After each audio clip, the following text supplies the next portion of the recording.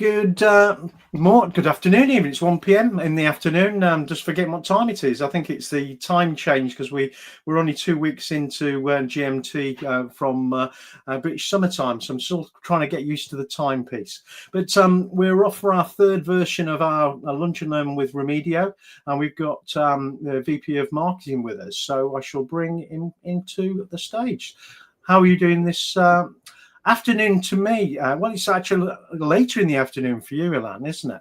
It is afternoon here as well, yes. I'm doing great. How are you? Good to be with you. Oh, very well, thank you. So we're trying to introduce our audience into all the different players that are involved to start with before we go deeper into the technology. So we spoke with the head of sales for UK and Ireland, Jamie, a couple of weeks ago. We had more last week, who's VP for Product and Alliances. And now we're looking at more of the marketing side with yourself. So what would be good is to tell us a bit about yourself. Sure. So as you mentioned, my name is Ilan. I've been with Remedio. Well, actually, I've only been with Remedio for a couple of months. We were Gitpul until recently. The parent organization I've been with for almost 2 years now. I am a proud husband and father. I have 2 boys, one 11 and one 4, and a daughter who is 8. And when I'm not being kept on my toes by them, I'm being kept on my toes at Remedio by the lovely cast of characters, some of whom we've already gotten to meet there, and bringing our product to market as best as possible. So tell us a little about your career to date then. So what have you been up to in the different roles you've had? Yeah, so if it's okay, I'll take us a little farther back than I'd imagine is typical in answering that sort of a question.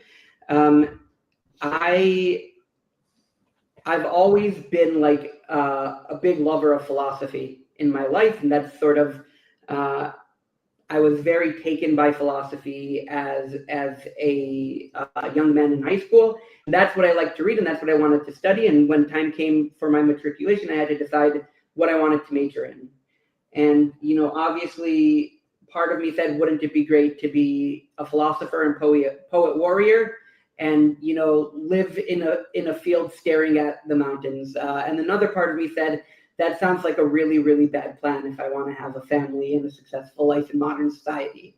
So the compromise I came up with was I would double major, and I would sort of do business for my concession to practicality and reality, and I would pair it with marketing to sort of be a passion project for me.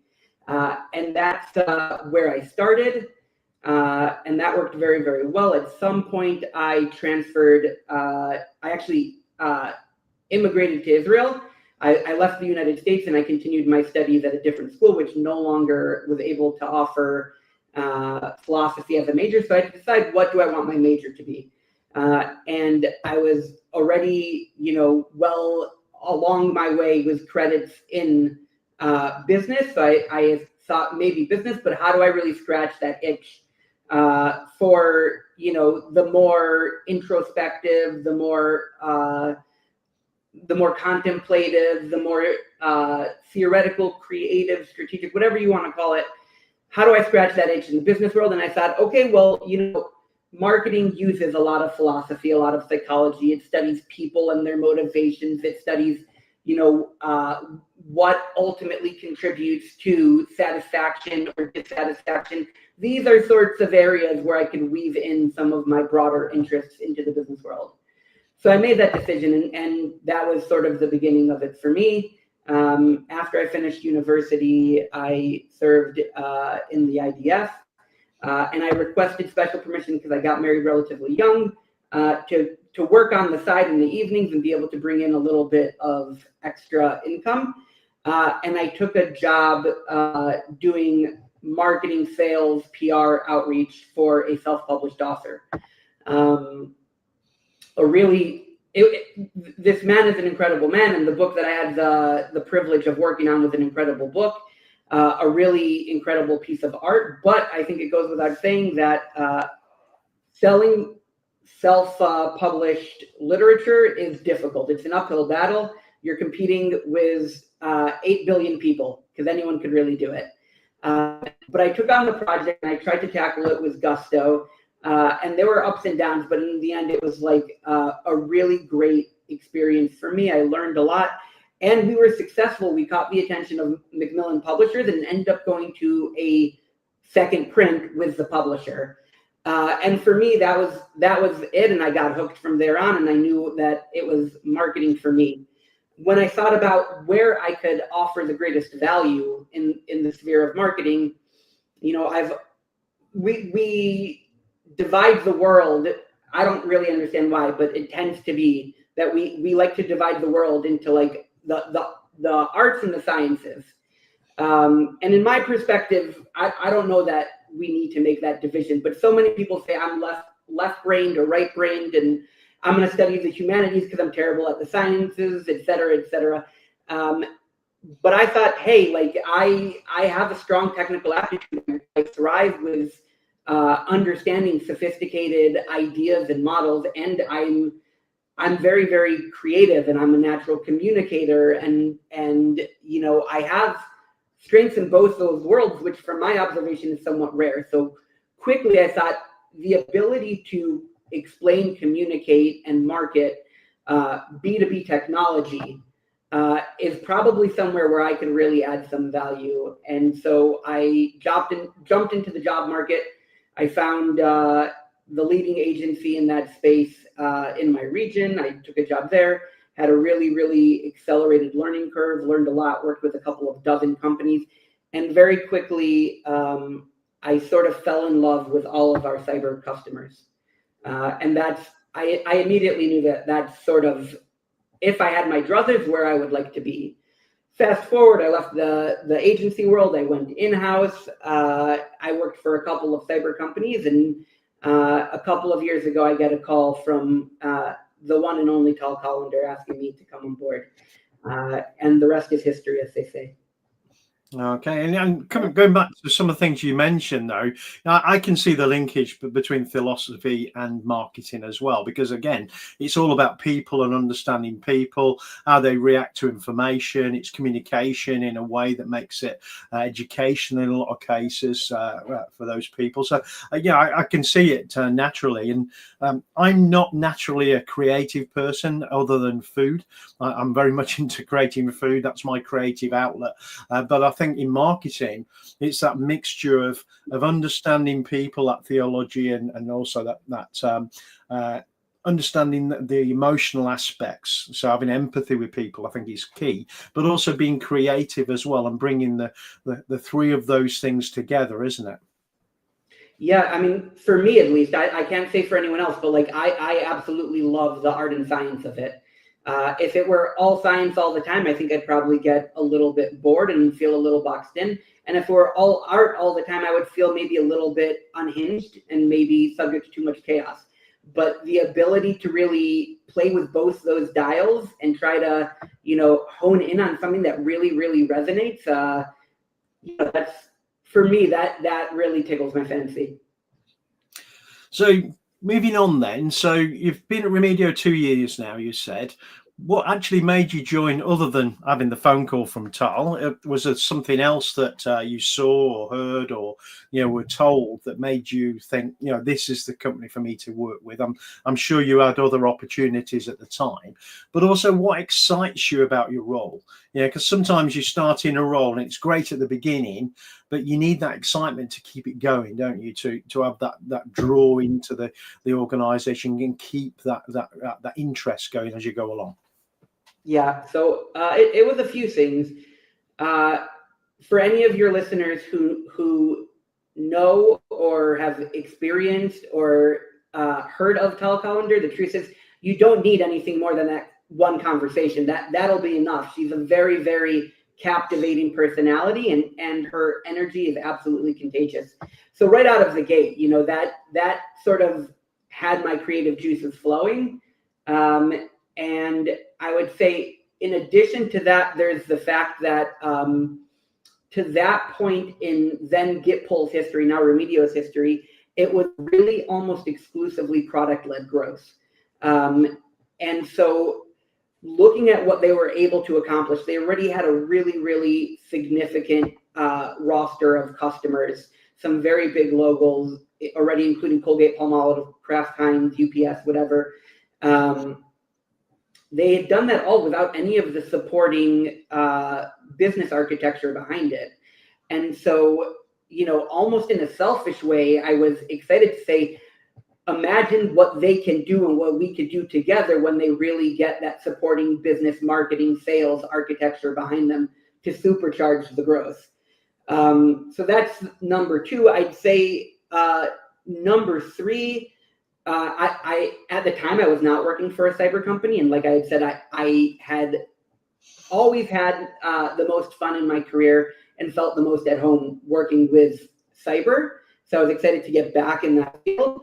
And then I would say probably the last thing is we have a genuinely unique approach to the question of cybersecurity. And there are so many solutions out there that have slight nuances in the way they solve problems, whereas Remedio, Gipfel at the time, was actually looking to solve a different problem. And I was, to be honest, quite inspired by that.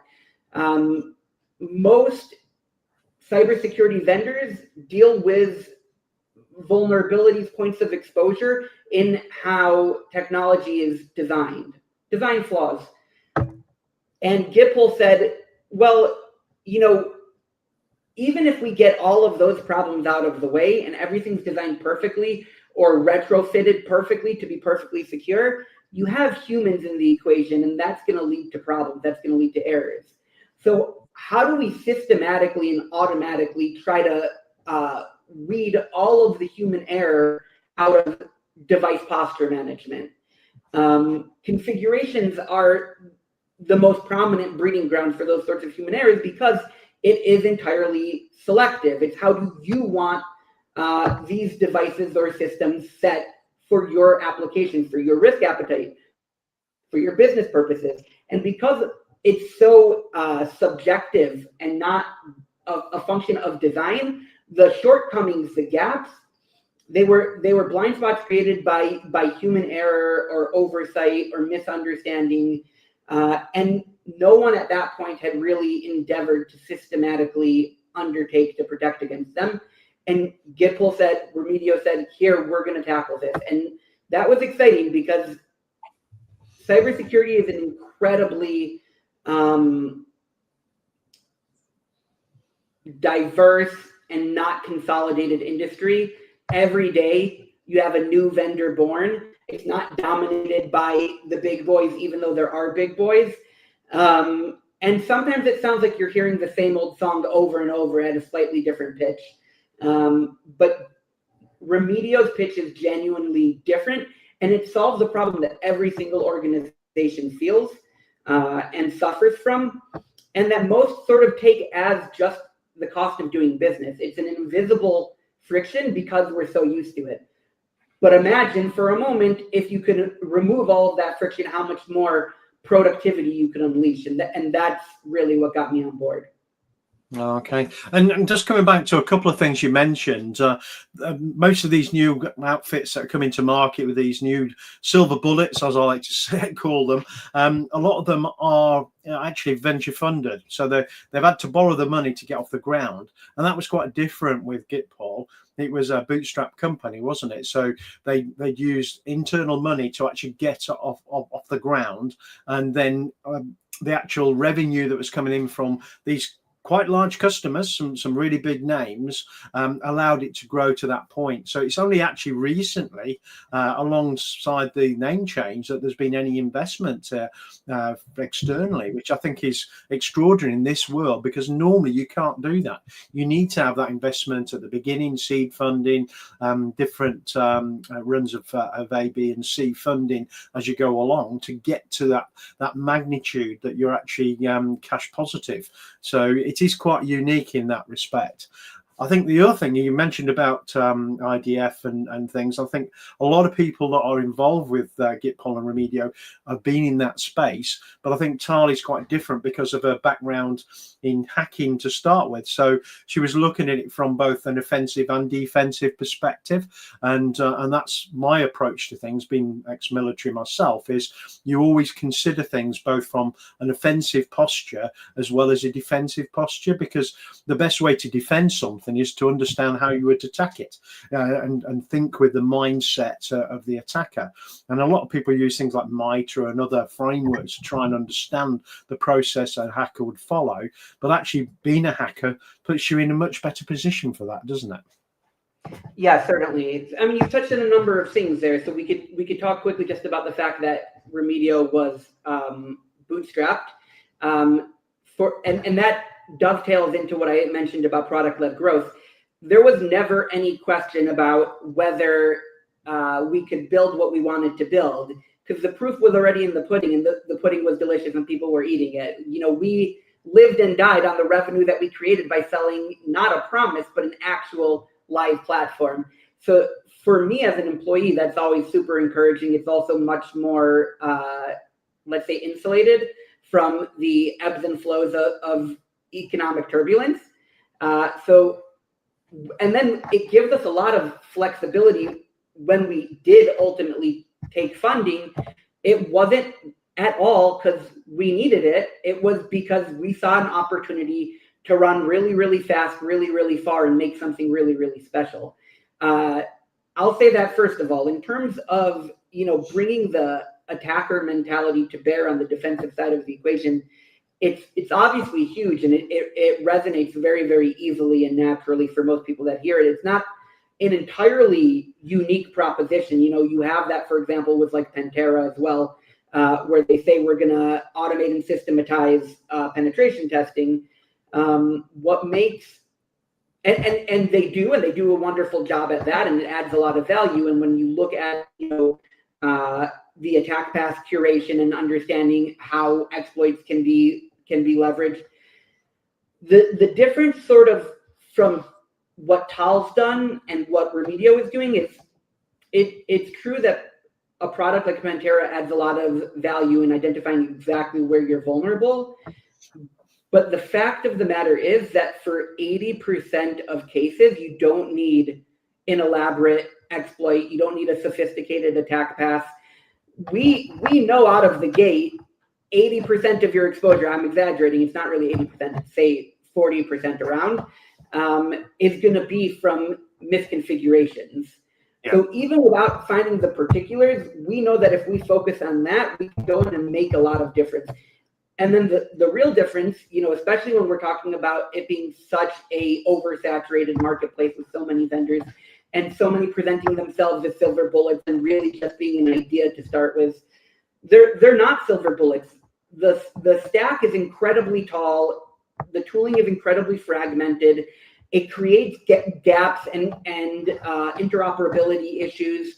But Remedio comes in and they say not only will we detect where you have outstanding persistent exposure, we'll allow you to close that gap with the click of a button. And that's something that the other attack-minded defenders, they don't go to that last mile.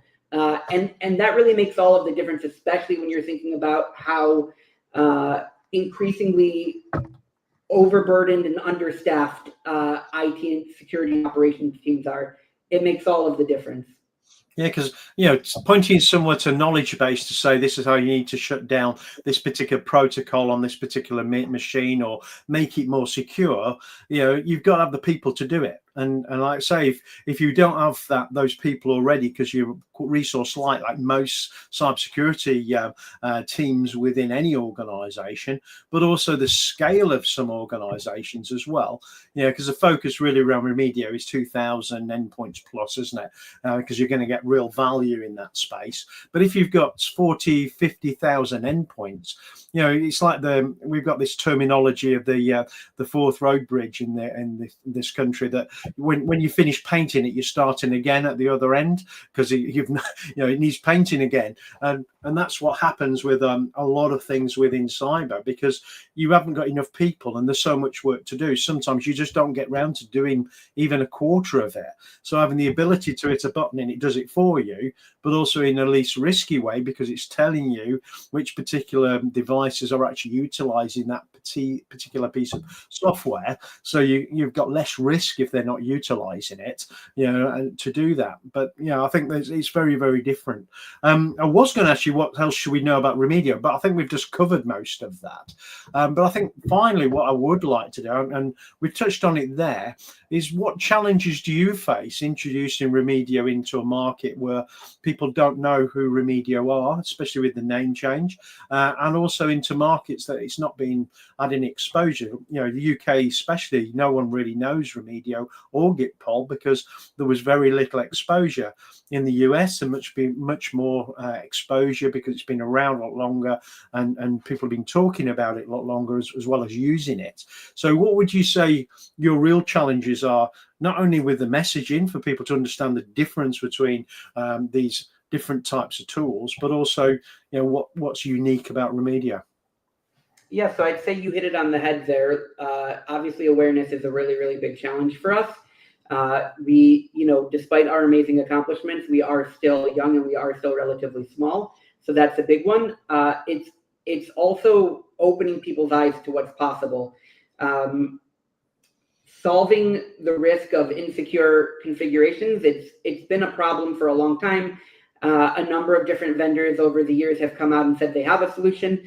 The fact of the matter is none of them really delivered on that promise. So there's a bit of skepticism when we come out and promise that. So we have to find a way to put up or shut up and make it clear to people relatively quickly that we could deliver on our promise.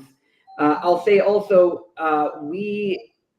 because we focus to some extent on the area of configurations, which are typically owned by IT or operations, but we're tackling it from the perspective of security.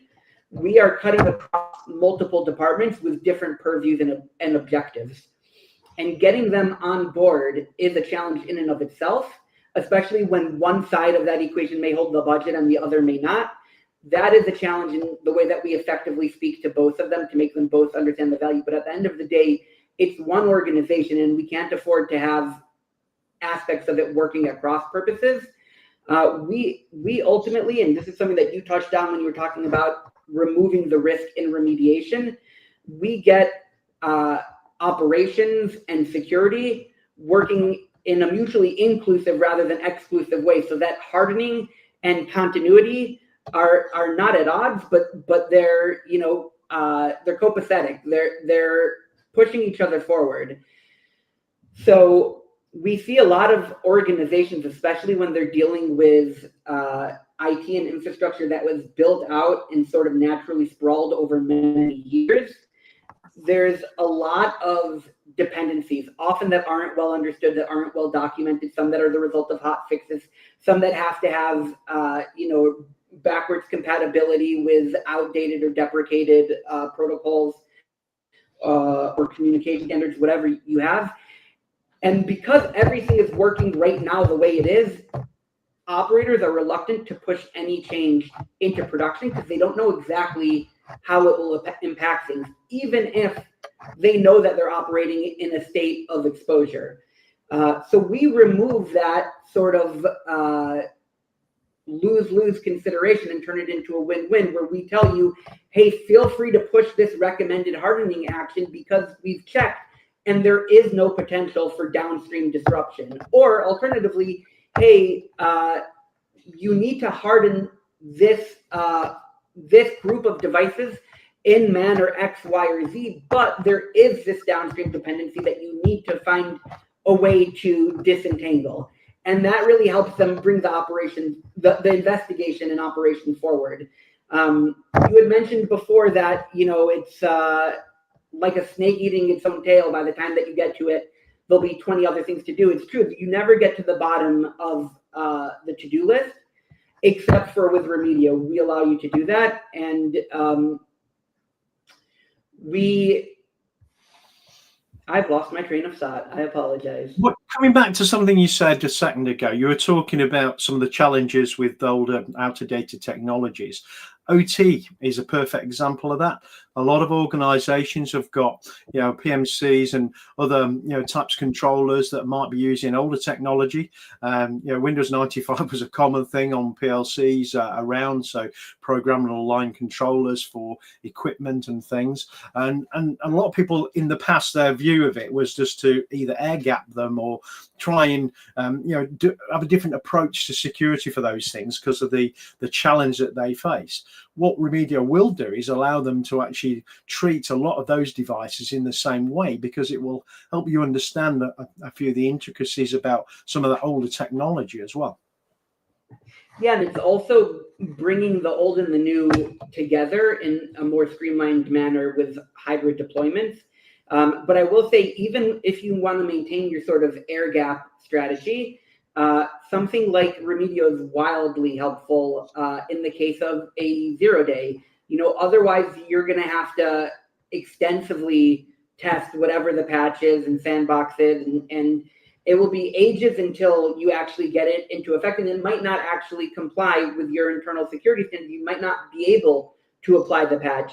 And what Remedio does is it gives you normally a different path to removing the vulnerability, or not necessarily removing it, but potentially blocking it. It makes device level workarounds for 0 days, patchless end days, for things you can't patch because patching it would deprecate required functionality. It makes all of that possible, and that's hugely valuable, for organizations or industries that do have highly cloistered off infrastructure, and they have to have air gap networks and etc. Yeah, we could talk forever, but we're coming up to 27 minutes we've just gone over. So we plan to do like 15 to 20, but it's been so interesting talking to you. I didn't want us to stop because it was very, very interesting.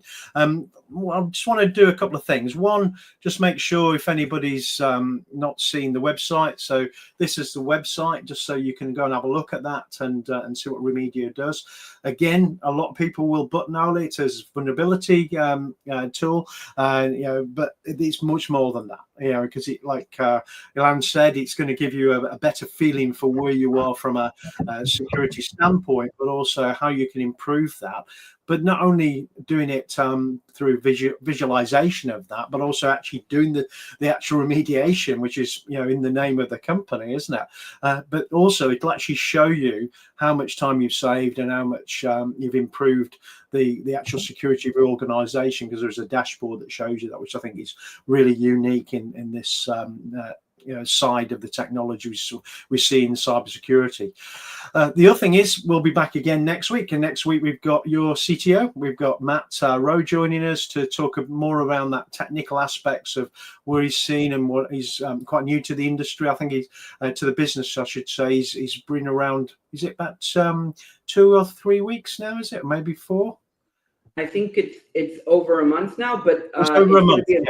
It's going to be a great episode. Matt's great. He's not new to the industry, but he is new to Remedio. He's been around the block. He's got a background in GE, hasn't he? So he's got a very good background. Among other well-regarded enterprises. Yeah. And one soon-to-be well-regarded enterprise. Okay. Well, thank you very much for your time today. It's been great having you on. If you can stay with us until I've shut down the stream, and we'll just catch up afterwards. But thank you very much for your insights, your understanding of your background, and where you've been so far. It's been great speaking with you today. Thank you, Lee. It's been a pleasure. I'd like to say for everyone else, if join us next week, Wednesday, 1 p.m. again. We've got Matt Rowe, who's now the CTO at Remedio, talking about, again, a bit about his background, his career path, and also why he's joined Remedio and what he sees the value in the organization and the technology that's been delivered by the organization. Thank you very much. Bye. Thank you.